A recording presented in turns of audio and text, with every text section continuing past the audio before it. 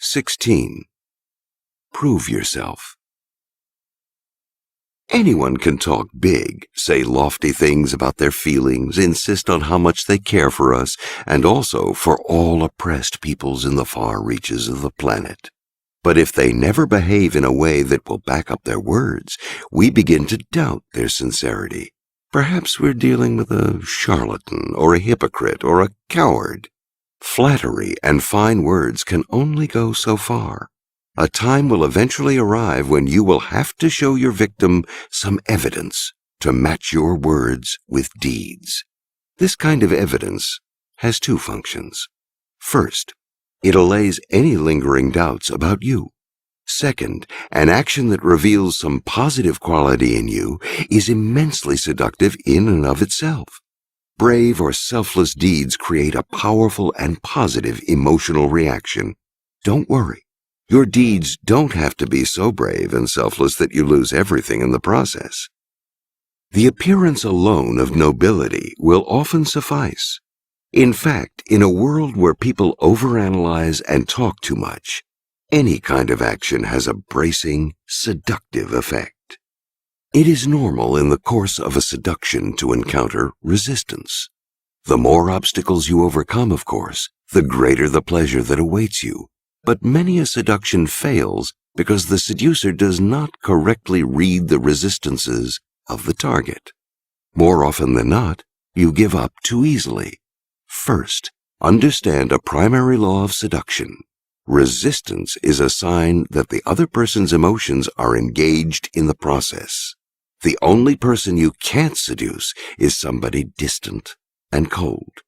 Resistance is emotional and can be transformed into its opposite, much as in jiu-jitsu, the physical resistance of an opponent can be used to make him fall. If people resist you because they don't trust you, an apparently selfless deed showing how far you are willing to go to prove yourself is a powerful remedy.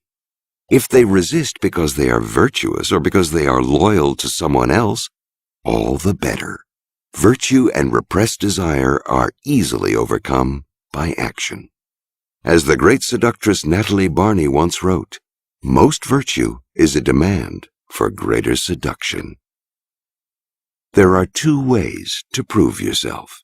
First, the spontaneous action. A situation arises in which the target needs help, a problem needs solving, or simply he or she needs a favor. You can't foresee these situations, but you must be ready for them, for they can spring up at any time. Impress the target by going further than really necessary, sacrificing more money, more time, more effort than they had expected. Your target will often use these moments or even manufacture them as a kind of test. Will you retreat, or will you rise to the occasion? You cannot hesitate or flinch even for a moment, or all is lost. If necessary, make the deed seem to have cost you more than it has, never with words, but indirectly. Exhausted looks, reports spread through a third party, whatever it takes. The second way to prove yourself is the brave deed that you plan and execute in advance on your own and at the right moment.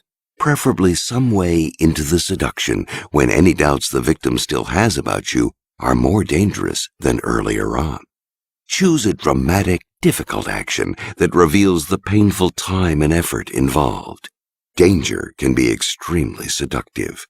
Cleverly lead your victim into a crisis, a moment of danger, or indirectly put them in an uncomfortable position, and you can play the rescuer, the gallant knight.